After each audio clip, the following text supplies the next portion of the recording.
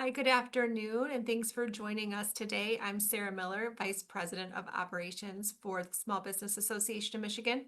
And today is Martin Luther King Jr. Day. I know a lot of people do have the day off here at SBAM. We are working, and I'd say this day reminds us of the work we do to help foster and advance strong, connected communities that small businesses make possible. So thanks for tuning in today. And I'm joined by my co-host, Jacob Manning. Jacob, thanks for being here. Yeah, thanks for having me, Sarah. Good afternoon, everyone. Jacob Manning, Advocacy and Policy Manager here at SBAM. All right. So, Jacob, I think you want to say hello to one of our new members.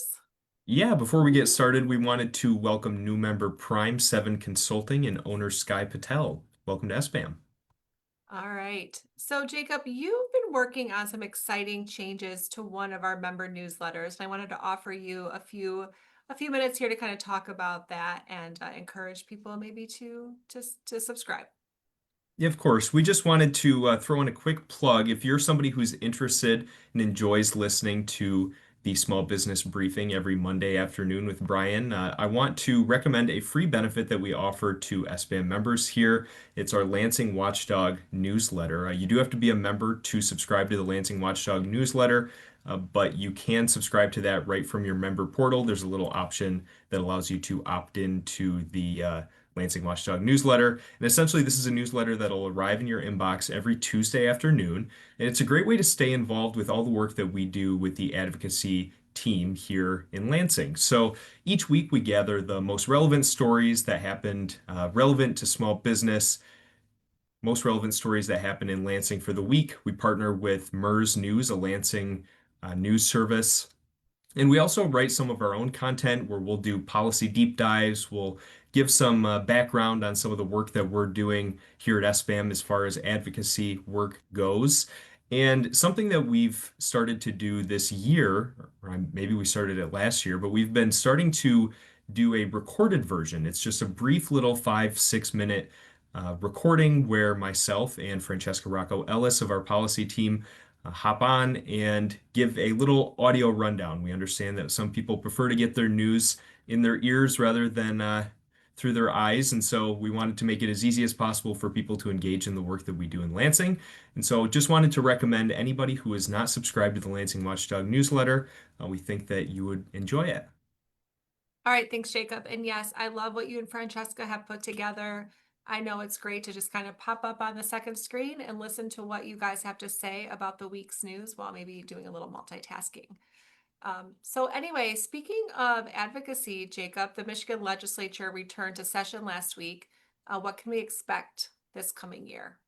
Yeah, so both the House and the Senate have posted their agendas for at least the first half of 2026. And according to the agendas, they appear to be in Lansing quite a bit over the next couple of months. And a lot of people are wondering what's going to be on the agenda. So, Speaker of the House, Matt Hall, had a press conference last week where he sort of laid out what his vision for his second year as Speaker of the House, what his priorities are going to be, and what he pictures as some of the top items that the legislature will be working on over the next couple of months.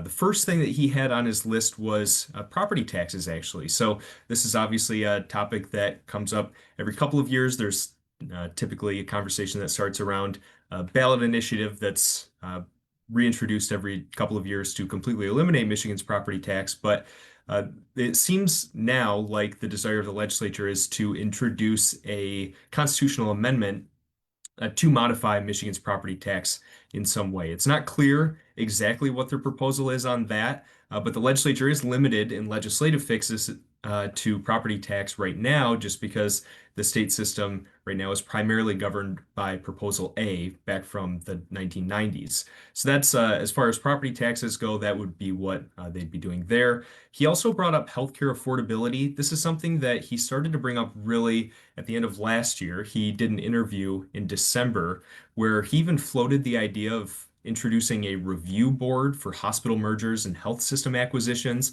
He said it would operate sort of like the Michigan Public Service Commission, which sets and approves utility rates for electricity.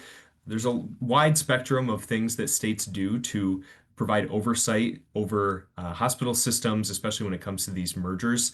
And it seems that he's interested in something there. He also said in his press conference that he's interested in looking at things to increase transparency for pharmaceuticals and insurance companies as well. And he also expressed a desire to increase funding for rural hospitals.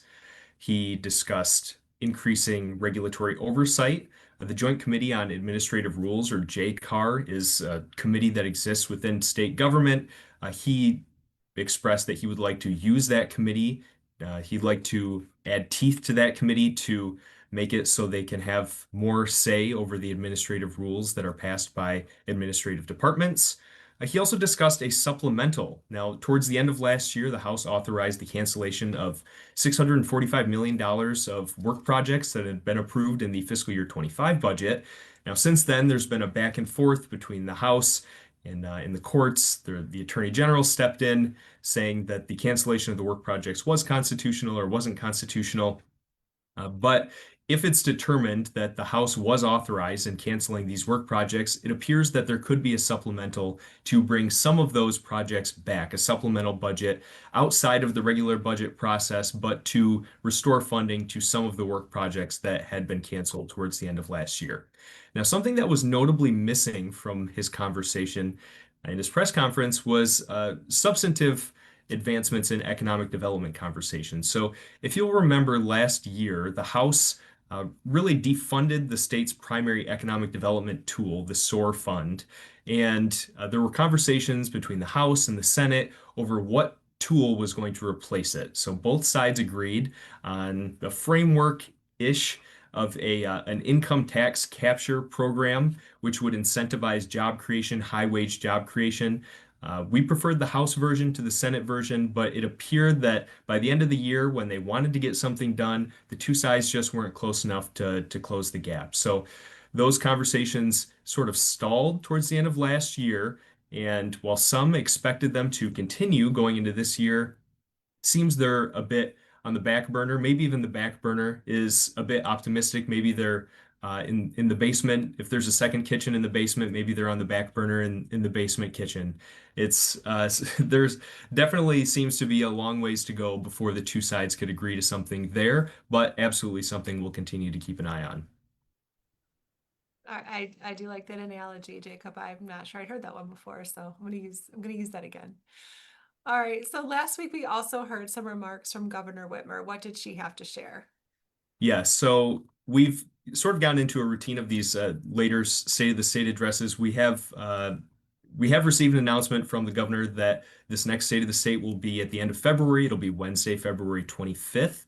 And that will really be her final opportunity to set the agenda as she closes out her term in governor. This is going to be your final State of the State address, where she will list out the priorities. I'm sure there will be a lot of reminiscing over some of the policy initiatives that have been achieved during her time in office and some of the things yet to be accomplished as well. So we did hear from Governor Whitmer at the Detroit Auto Show last week, where we got a little bit of a nugget as to what her policy agenda is going to be for the next couple of months. Not as exhaustive as what we'll hear in State of the State, I'm sure, but a couple items of note. The first, she obviously focused a lot on international trade, given just the sort of climate we're in, and of course, being at the auto show, a very sensitive business to international trade.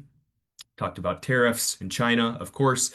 She talked about the bipartisan roads deal that her and the House sort of brokered last year in order to achieve long-term road funding. Definitely one of the major priorities she had before on her checklist before leaving office. She also stated that she signed an executive directive asking state government to explore use of geologic hydrogens. So I guess it turns out there was some report last year saying that Michigan has one of the largest deposits of geologic hydrogen anywhere in the United States. And this could be something that's potentially used as a renewable or non-fossil fuel energy source. Interesting there. One of the things she did explicitly ask the legislature to do is to move forward with an initiative to permanently lower the age of the Michigan Reconnect program from 25 to 21. So Michigan Reconnect is a program that we have historically supported in the past. It's something that gets people back into college and towards that post-secondary credit attainment goal, gets us towards that 60 by 30 goal too, and provides essentially free or reduced cost community college for individuals who are over the age of 25. And the idea now is that the age would be lowered to 21. It was temporarily lowered to 21 a couple of years ago, but now this is going to be a more permanent transition. She also said in her address that she would like this year to have the budget on her desk by June 30th. Now, if you recall, last year we had a bit of a budget showdown as we shut down technically for a couple of hours. Not didn't nothing ended up happening of the shutdown, but there was about 4 or 5 hours where there was no state budget and there was no extension in place. So this year she says let's cut down on the drama. Let's get the budget on my desk on June 30th. I think the speaker also mentioned that would be something that he would like to do as well, but that will be a little bit tougher this time around because just on Friday, the Consensus Revenue Estimating Conference met the state's top budgetary officials, the House Fiscal Agency, the Senate Fiscal Agency, the Department of Treasury, all come and they present their projections for what the state revenue is going to be for the upcoming fiscal year, and all three of them agreed that state revenue is going to be down at varying levels. So they attribute this to slower revenue growth than expected and changes to federal funding from last year's budget. But what's clear is that there's going to be some shortfall in the budget. I think what was projected was 1.1 million, and that is going to require some sort of compromise from both sides. And anytime there's split government, a shortfall in the budget, bound to be some disagreements ahead, but we will keep you all updated as that comes. All right, well, thanks for that update, Jacob. Let's move into our Election Watch 2026 segment. There was some new polling released last week. What do the latest numbers show?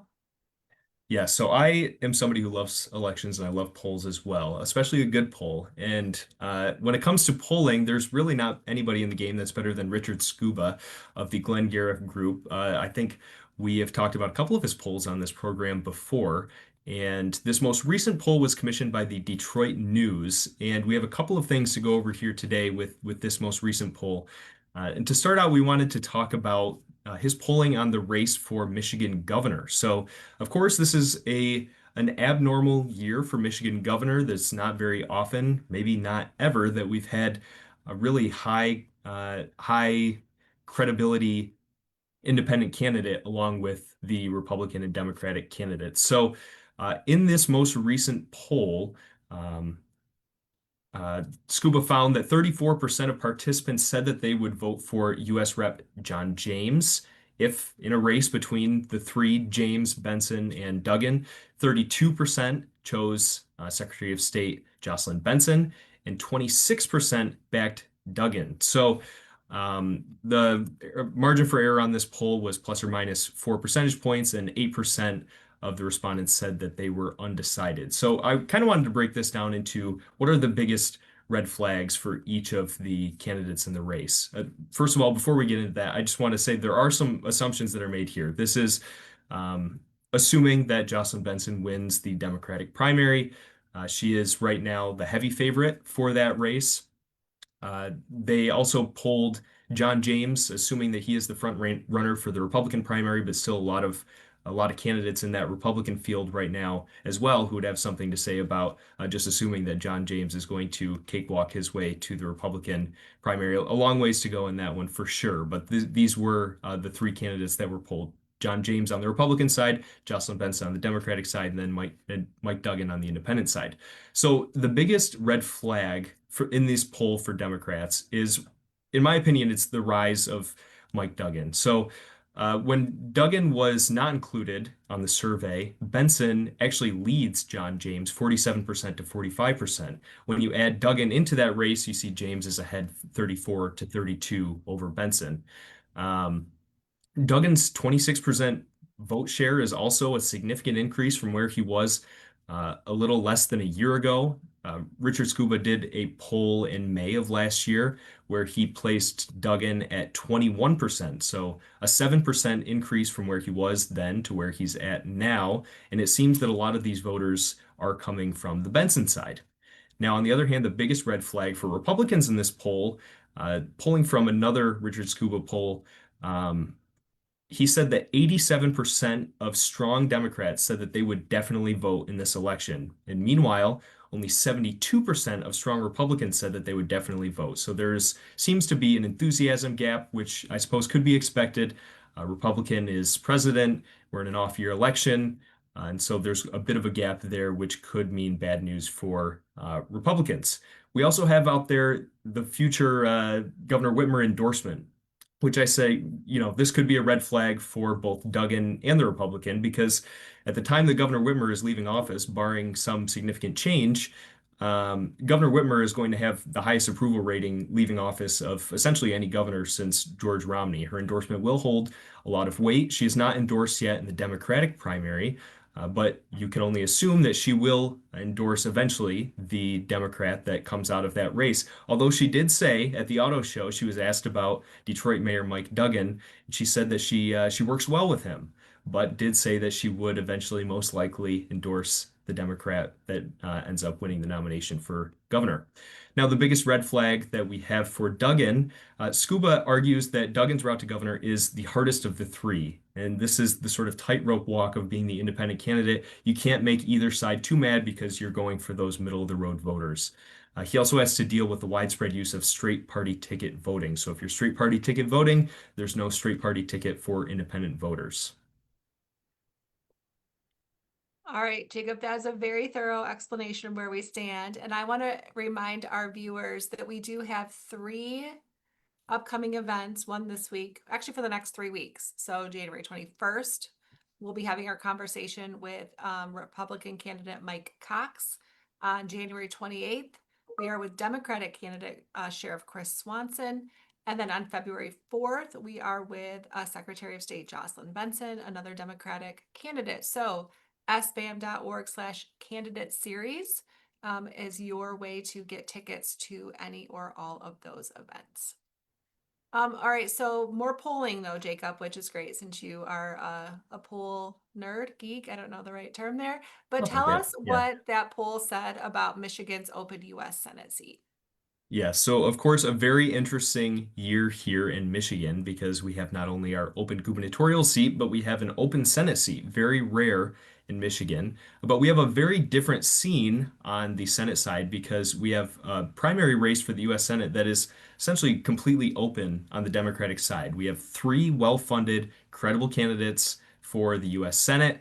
Each could really feasibly win.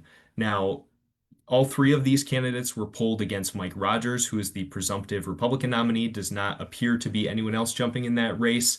But if there is, it definitely would be assumed that Mike Rogers would be the strong favorite to win that nomination. So all three of these Democratic candidates were polled against Mike Rogers to varying levels of success. So at the closest margin, you have the current Congresswoman Haley Stevens. She has a lot of the institutional Democratic support from members like Nancy Pelosi, and she currently trails Mike Rogers by less than 1 percentage point. So Mike Rogers was listed at 44.1%, Stevens at 43.7%, with 11.9% undecided. Then you have Abdul Al-Sayed, who appears to be the most progressive candidate of the bunch, and he has the backing of members like Senator Bernie Sanders, for instance. And he trails Rogers by 6.4%, considerably larger margin. This poll had 48% Rogers, 41.6% Al-Sayed, and 10.2% undecided. And then you have State Senator Mallory McMorrow, who's somewhere in the middle, and she's currently trailing Mike Rogers by 3.3%. That one is 45.7% Rogers and 42.4% McMorrow. So a note for all of these that Rogers does have a pretty strong advantage now as far as name ID, given that he did just run for Senate 2 years ago now. In that narrow loss against Senator Alyssa Slotkin, where he was narrowly defeated. He is listed at 71% name ID. Meanwhile, someone like Haley Stevens is only listed at 41.7% name ID. Another thing I want to mention before we wrap up this illustrious polling segment, we talked about former Mayor Mike Duggan earlier, and he's really riding that line, trying to get those middle of the road voters. There's been a lot of conversation about what sort of effects a credible independent candidate would have down ballot in Michigan, because Michigan really is a swing state, and the Mike Duggan voters are the swingiest of the swing state. Richard Scuba actually referred to Duggan as a kingmaker in the U.S. Senate race because he says that the Democrats are going to need to keep Duggan's voters happy in order to win the Senate race. So, according to this same poll, Duggan voters are +8 for Rogers over Al Sayed, +7 for Rogers over McMorrow, but actually +3 for Haley Stevens over Mike Rogers. So, a lot of diversity amongst that group. And that is going to play in essentially every swing district across the state. All right, well, it's only January. We have a long road ahead of us. Thanks for keeping us up to date on the ever-changing poll numbers. All right, let's though talk about House seats because there was a news article out recently about the top 10 House seats that are most likely to flip in November. Yeah, so our Lansing news outlets will always release these sort of in the run up to an election. They'll list what are the seats that people should be looking at, what are the most opportune flip opportunities. We're still very, very early, but this is just at the start of the year looking at what is the landscape going to be in the Michigan House. Now, right now, the Republicans have a slim majority in the House. They have 58 Republicans, so a three-seat majority in the House right now. And actually, the top three seats on this Gongwer article list of top 10 seats most likely to flip are all Republican seats. So definitely in an off-year election with a Republican as president of the United States. We talked about that enthusiasm gap earlier between Republicans and Democrats. The House Republican Campaign Committee is definitely going to have to be working overtime to ensure that they can take care of some of their vulnerable members and vulnerable seats so they can hold on to that majority in 2026. The first seat that they had on their list was a seat currently occupied by Representative Donnie Steele, who is a resident of Orion Township. And this is a seat that she's going to be vacating to run for Senate. And you have a bit of an issue when you have a candidate who's established in the community that then goes on to leave for a different office. It was a seat that she won pretty narrowly. She won it by 4.8 percentage points in a good year for Republicans in 2024. In 2022, she only won that by 2.3%. So definitely one that is going to be on everybody's watch list going into 2026, maybe seeing that swing back and forth. And now it's an open seat, so there's no incumbency bonus there either. Also on this list was Representative Steve Frisbee going up head to head against former Representative Jim Hadsma. Frisbee was able to defeat Jim Hadsma by 79 votes in 2024. This is the sort of Battle Creek district, and definitely going to be one that is going to be watched very closely when you have an election that's decided by 79 voters out of nearly 90,000 potential citizens. It's definitely one that's going to be on a lot of people's watch lists. And then the third one that we wanted to point out was this race in sort of downriver. These are sort of three areas: Oakland County over on the west side of the state, and then downriver are going to be these areas that are very Trumpy areas, but then maybe swing back towards Democrats in off-year elections. And the race is Representative Riley Linting, who was able to win this seat by defeating an incumbent in 2024. And that was one that everyone's going to be watching to see if she's able to hold on to that in 2026. All right, Jacob, let's switch gears again here and talk about the proposed 1% local sales tax for Detroit. Yeah, so this was sort of an idea that's been floated around. In Detroit, we have a new mayor, as you know, we've talked a lot in this program about Mayor Mike Duggan, has just left office, and new incoming Mayor Mary Sheffield has taken over at the start of this year. And one of the things that was sort of floated around on the campaign trail are people wondering, are there new ways that the city of Detroit can generate some sort of revenue? They want to maybe scale back on the city's property tax. They view this as an impediment for growth. Detroit has just reputationally a um, very high uh, property tax, excuse me. So one of those things that was floated out there was the possibility of Detroit introducing a local sales tax on top of the state's 6% sales tax. It's not something that has necessarily been committed to, but it's just an idea that's been floated. So the Citizens Research Council, we cite their things all the time. They're a great nonpartisan group that does a lot of great research as far as policy proposals in Michigan. They released a report that was commissioned by the Detroit City Council to determine whether or not a 1% sales tax increase, just localized for the city of Detroit, would be worth it. And their analysis was essentially that it would not be worth the squeeze. And there were a lot of reasons why they said this wouldn't be a wise route to pursue, but namely, there would need to be some sort of legislative and voter approval for this to be a thing, but it may also require amending the state constitution. But once you start bringing those things up, it becomes a high order. There are some other states and cities that have implemented a localized sales tax that's higher than the state sales tax. And what's found in those other states is that a sales tax is very regressive. It targets lower income individuals more than it does higher income individuals, which is generally not what is desired there.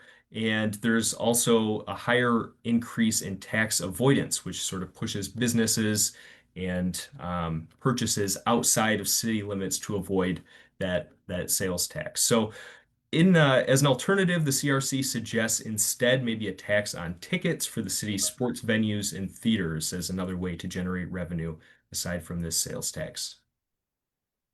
All right, Jacob, thanks again for joining us today. And thanks everybody for tuning in. We hope you have a great week, and we will be back here next Monday at 3 o'clock. Thanks, everyone.